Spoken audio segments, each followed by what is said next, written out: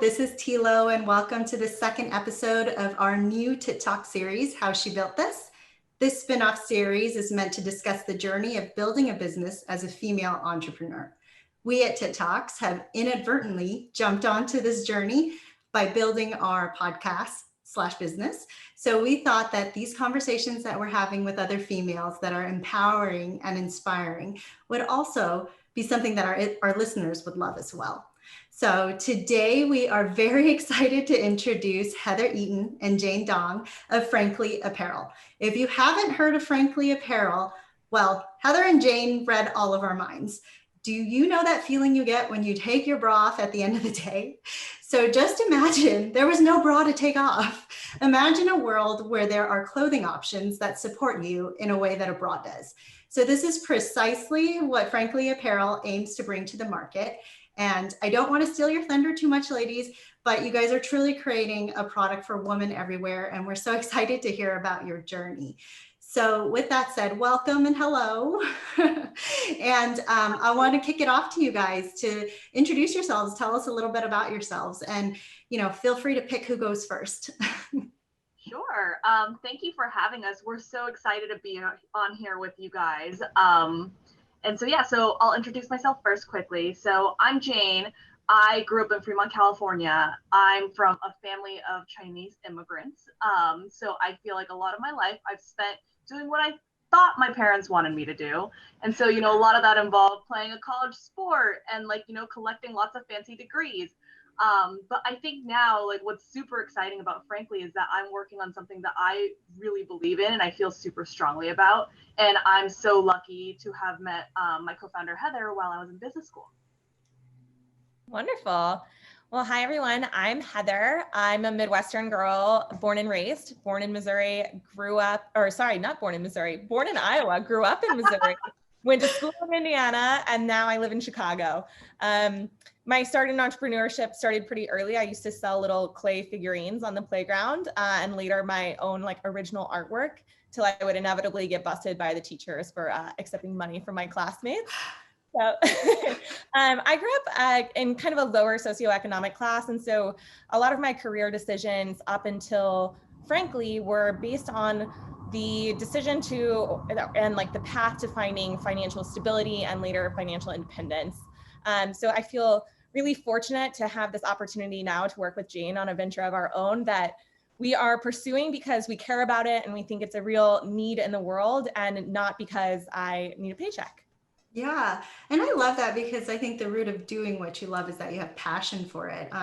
Jane, you have a very relatable Asian American upbringing where you're supposed to do all the right things. And Heather, I can relate from a money scarcity standpoint, growing up in that way, you kind of are always looking for security, but you guys wound up here anyway, which is so fabulous. And really it is because you're bringing to market something that you truly believe in, which we love. So tell us actually more about how you guys met, which I suppose was business school, you mentioned, Jane, and then how Frankly Apparel came to be from an idea to something real. Sure. So Heather and I met at Stanford. We were both in law school housing for various reasons. Her because she had a dog named Rizzo, and me because I had a partner. And so while most people were in Stanford GSB housing, we were probably one of the 20 something that were relegated to this other housing about 10 minutes away. And so we became friends because Heather posted, I think, a photo of something that she cooked. And I was like, oh, wow, I got to be friends with this girl because there's free food upstairs. And so, I started just sliding into her DMs being like, OMG, that looks so good. And so we started becoming friends like that. And then I also babysat her dog a couple of times. And so now me and Rizzo are great friends. And so, Heather can talk a little bit about our startup garage journey, but we worked on a couple of class projects together and we really liked working with each other. And so we decided to take this class called Startup Garage. Yeah, I think that it's kind of a rare thing in this world to be able to spend a lot of time with a single person and just continue to get along and not really hit any snafus. And that's kind of how Jane and I were from the start. We ended up spending a lot of our time together, doing a lot of our class projects together, and our working styles, our sense of ethics, et cetera, everything just seemed really in line. And so when it came time to apply to this class, which is a pretty famous class at Stanford called Startup Garage, It's a kind of a design thinking style course that helps you start your own venture.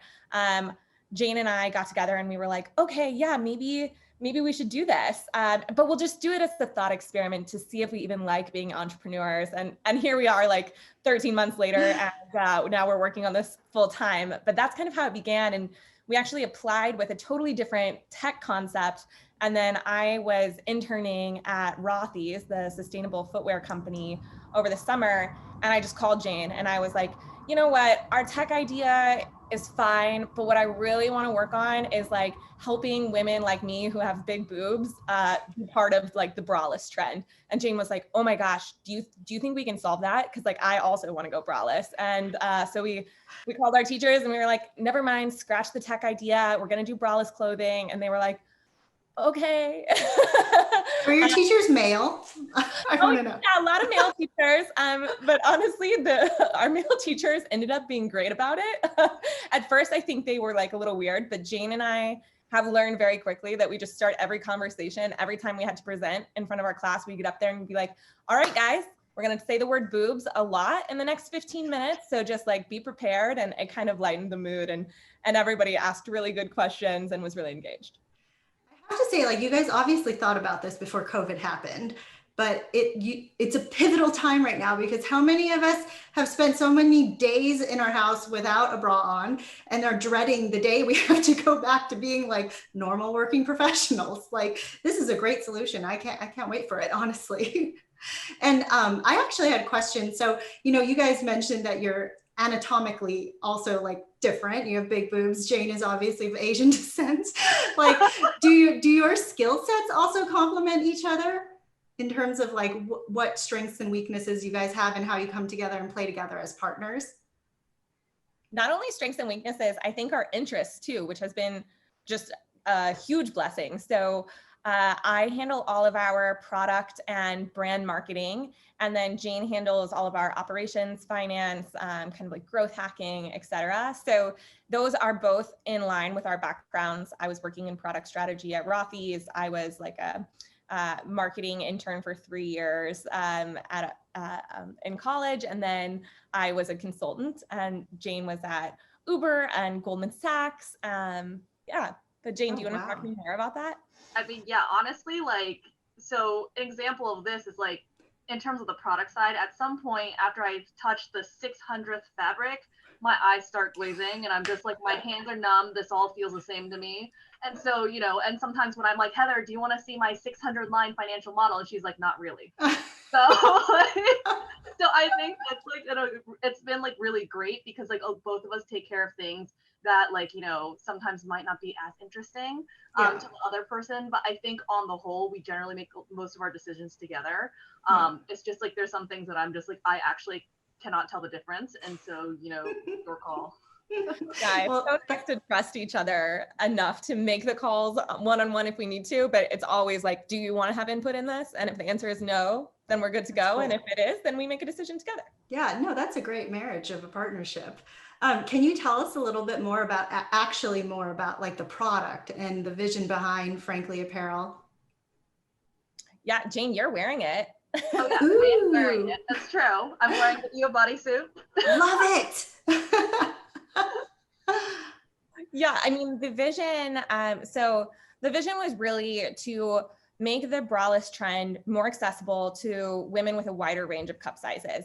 So if you are going braless and you are an A cup, perhaps your biggest concern is just nipple coverage. Yeah, exactly. But if you're like me, I'm a 32F, I have to worry about my boobs moving, having the support that I need, because there's like pain, discomfort. And I mean, we all know like the boobs are a sexualized part of the body, and mine draw a lot of attention. So just a different set of issues that we were trying to solve for. So we like to say we design our Frankly clothing with all of our busty besties in mind. We serve an A cup through a G cup, and hope to eventually expand that size offering even further. But yeah, it's been really exciting. And the whole theory is basics are great, but really where women have the most trouble wearing a bra is with some of the more fun, style-driven types of clothing, a low back, an open back, a strappy top. And that's where you have to get into like bra substitutes that are even worse than like a normal bra. Yes. So as soon as you talk about getting rid of a strapless bra, women are like, okay, yep, I'm in. So Yeah, I don't like, I've had so many strapless bras in the past, and there's gap, and like there's just so many issues, and they don't stay up. Like, I totally get it. And I love the fact that you guys have a bodysuit as part of your your range, because I can't tell you, like the last time I wanted to wear it, I was definitely concerned, like the one that I have in my closet, like with my nipples just like boop boop boop. And also, I think what you mentioned about Rothy's and their sustainability is also a part of your guys' brand, which I think is so important, because obviously with the state of the earth and there only being one, I think if you guys could speak to that, that would be amazing too. Yeah, I mean, fashion is one of the most wasteful industries. And so, you know, we're trying to do this in a smarter way. So one of the parts of it is pre-orders. And so we're going to be largely a pre-order brand.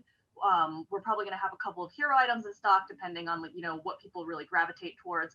But by and large, when we're developing styles, you know, like, I think like when a lot of like fashion manufacturers or whoever it is, like, or designers develop styles, they don't know what's going to work or not. And I think with a pre-order strategy, we're going to have a lot better idea of what colors work, what sizes people want, you know, what styles people are actually going to gravitate towards and what they're willing to pay for. And so instead of having all this guesswork and having a lot of things end up in a landfill, we really hope that, you know, by using this strategy, by only making things that we know will sell, we're going to be able to like be a lot better for the planet. Yeah, that's amazing. And I think also I was creeping on your website, but like one of the things I like loved so much was that I think it was one of your statements was like empower women to ask for more, starting with what they wear. And I think that's just, I love it. We are all about women empowerment at Tit Talks, and I think that, you know, this partnership, this discussion that we're having is really aligned in both brands. So we appreciate the fact that we can have you guys on. And besides that, I think, you know, you guys are also a very inclusive brand. And coming from the retail world, I can say that really as a brand, you have a lot of success when what you do is rooted in customer first, right? Like that's like who you have to take care of first and foremost, because they will come back, they will be your word of mouth, and they will tell their friends. So with your guys' size range, that's where you're trying to eventually incorporate more. But I know that like from A to F, that's like a huge range, or A to G, is that what you said? I'm sorry. A to G, yeah, that's a huge range. And what has been the response so far in terms of your guys's you know, different friend groups and whatnot? I think it's been, the response has been really good. I think that it's something where, you know, of course, everybody wants it to serve them as well. So we're getting a lot of messages from women who are H cups or K cups, and they're like, we want this too. Can you make this for us? And we're like, trust us, let us get our, you know, sea legs, let us get our feet underneath ourselves and get through this first collection. And we want to serve you. But I think the number one priority for us is making sure that we do right by our customers, because women have been burned so many times before. Like, it's crazy, like empowering us to ask for more. It's crazy that like fashion just designs for a B cup. Yeah. So yeah, I think we want to make sure that our solutions work for women, that they are not burned by our product. So once we get this right, then we can expand and get the next set of things right. But yeah, people are excited. Yeah, and that's really like the smart thing to do too. You don't want to chew off too much before you kind of get the base level correct. And you know, you spoke a little bit like, so I would say that's a challenge. You know, you can't serve everybody first, right? But like, what other challenges have you guys encountered, and have there been any that have been female specific that, you know, your gender has played a role in? I think in the beginning, honestly, even these conversations, like when we had conversations with like possible investors at school, you know, everybody was super respectful, but the question that we got over and over again is, how is this different than what's on the currently on the market? And we were like, literally, because it's braless, like it's braless. And so like they'd be like, yeah, but how is that different? And then I was just like, I don't even know like what to say anymore. Oh, explain this. Yeah, and so I'm just like, we're going down this path of explaining all the hacks women currently do for like all of their wardrobe, and being like talking about sticky boobs, which a lot of them had never heard of before. And so I think because like we're two women doing a very female centric product, like, you know, that's definitely been a challenge. We always joke that, you know, if we made like underwearless pants, like we'd probably get funded very quickly. But yeah, like it's just like something that we've thought about a lot, like, but you know, we feel so strongly about this that we're like, it's okay, like eventually they'll get it, like, or they can go ask a woman in their lives. And like, you know, by and large, everyone's been very like kind. It's just like there's not that immediate like click in their head that a lot of women have. Yeah. And I read a stat recently that said something like in 2019, there was only like 2.8% of the billions of dollars that were invested in VC funding that went toward women. And that sadly was an increase on the 2.2% from 2018. So it's crazy. And I was just on another conference call this morning where somebody else happened to be talking about that same thing. And she's like, it's crazy because it's so men driven and they are challenging you on things that they have no idea. Like she was a jewelry business and she was saying somebody in the room was telling her women don't buy jewelry for themselves. And she's a woman, she knows, right? Like, so she was just talking about how challenging it was. And I mean, yeah, that's crazy that you guys had to go through that as well. Are there any other particular challenges that come to mind or even highlights? Share with us the good news. The good news has been the response. I think, so we officially launched last week, and we launched on Kickstarter in part because we just wanted to see how customers would respond to it. I think Jane and I actually enjoy, for the most part, being bootstrapped founders and retaining like complete control over how we serve our customers.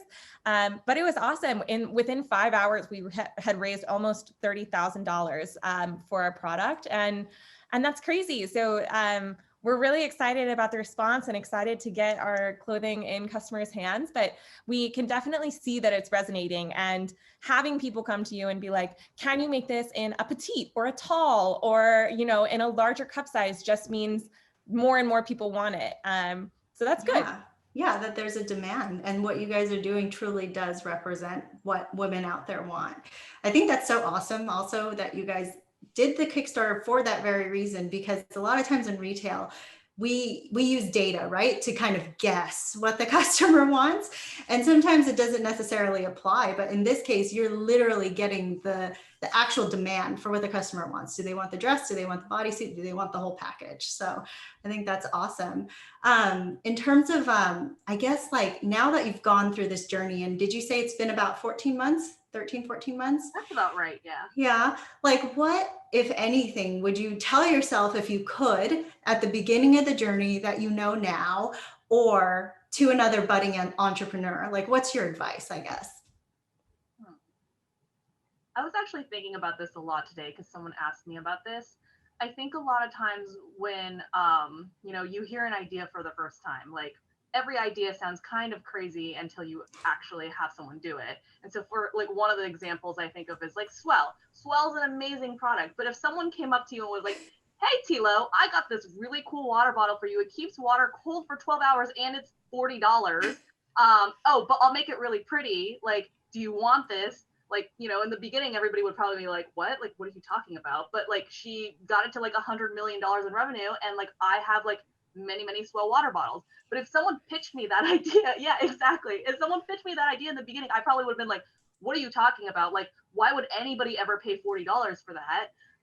And so, you know, I think it's really like, until you do the experiments and like really figure out, like, does this have like some kind of product market fit? Does this idea resonate with people? Like, you don't really know what's going to work until you try it. And so I would probably say, you know, like, make the leap if you really see like the data and the numbers and like something, or like even like the emotional response people have, like those are really good indicators for like entrepreneurship, I think. I totally agree that, yeah, inertia is so strong and getting started is half the battle. I think the big thing for me in terms of entrepreneurship specifically is I think you I think you should start, but I also think that you should be really thoughtful about it. So take the time for introspection, take the time to understand what brings you energy and what doesn't, because you'll be doing everything in this business. And so understanding how you're going to spend your time and knowing that this is an idea that not only do you think and believe that it has a chance to be a success, but it's something that you personally want to spend the next 5 or 10 years of your life on. I think that's a big decision to make. And it's hard to build a successful company in a year or 2 years. Anybody can do anything for 2 years, but 10 years is like a different story. So really think about that before you start. Yeah. And is this like something you guys feel like you want it to be a legacy and you pass it on to your children? Have you guys thought that far? Thought that far. I don't know if Heather's thought that far, but I was like, I'm just trying to survive till next week / tomorrow on some level also, but I'm still really happy. So I was like, let's keep going. You know, we can relate because, you know, back in January, we had this idea, oh, let's launch a podcast, right? So we're like, oh, great idea. And then you come to doing it and you're all of a sudden like, oh my God, I have to think of another caption. I have to think of these hashtags. I have to create these social media assets. Like, shoot me, you know, but but you do love it in the end. Like I can speak for all of us and say that we love connecting with other people and we love like just even having like conversations like this. So I totally can relate to what you're saying there. And you really do have to love what you're doing to make it through the days where there's downs, you know, to make up for all those positives. So I mean, we really thank you guys so much for sharing all those little nuggets of wisdom and sharing your journey. Is there anything else you would want to say about Frankly Apparel or share with our listeners before we close it out? I think you covered it. If anybody ever wants to talk about the fashion industry or what it's like to be a female founder, I think women empowerment is a big part of our brand, but it's also just a really important part of Jane and I's ethos. So we're always happy to have conversations with other women trying to get into the space, and yeah, just share anything we can to help you succeed. I love that. Thank you so much. I wish we had more time to talk because I'm personally invested in your journey. You guys mentioned that that you had the Kickstarter going. So I personally pledged to get the bodysuit, and I actually think I chose that sage color that you're wearing. And I was tracking it when it started, and I'm so happy that it kicked off with so much fanfare for you guys. You guys have really been such a success so far. Where at this point, because just for our listeners, in case they don't know, it is actually closing on Thursday, November 12th. Is that correct? That's when the campaign is going to end. So with you guys hitting your initial goal, like where are you guys now in the process and what are you guys working towards now? Jane, do you want to talk about our stretch goal? Sure. So we have 2 stretch goals. So our first stretch goal is at 50K and it's for an additional color. Our backers are voting on what color it is. And so for the Eva bodysuit and also for the Rachel midi, there's 2 additional colors that people are voting on. And a lot of people's favorite, the Charlie dress, is unlocked at 75K. So hopefully we get there and we get to give everybody the Charlie dress. I love it. We are wishing the best for you guys. Can you guys actually share for us how our listeners can find you, like your website, the Kickstarter, your social handles? Definitely. So our website is franklyapparel.com. And the same thing for all social media. We're on pretty much every platform at this point at Frankly Apparel. And if you want to hit our Kickstarter, it's frankly.uno/tittalks. And you, if you can find it that way, you can always just go into Kickstarter and search Frankly. And we're the only Frankly braless clothing on the site, so it shouldn't be too difficult. Easy to find. And I have to say, I love that we're Tit Talks and we're talking about your brand. It's like we were tailor-made for each other. Exactly, right? Well, it's been a pleasure having you both on, and I really enjoyed our chat. Thank you so much, Heather and Jane. We are so proud to feature you guys and spread the good word about Frankly Apparel to our listeners. We're wishing you incredible success for the rest of your Kickstarter, and we're looking forward to your launch at the beginning of next year, March, right? Is that correct? Yeah. So here at Tit Talks, it has always been our mission to connect with other modern women through the lens of our own experiences. So we hope this episode has resonated with you. As always, we would love to hear from you. So please head over to iTunes to give us that 5-star review or send us some feedback at tittalks@gmail.com or slide into our DMs at tit_talks at Instagram.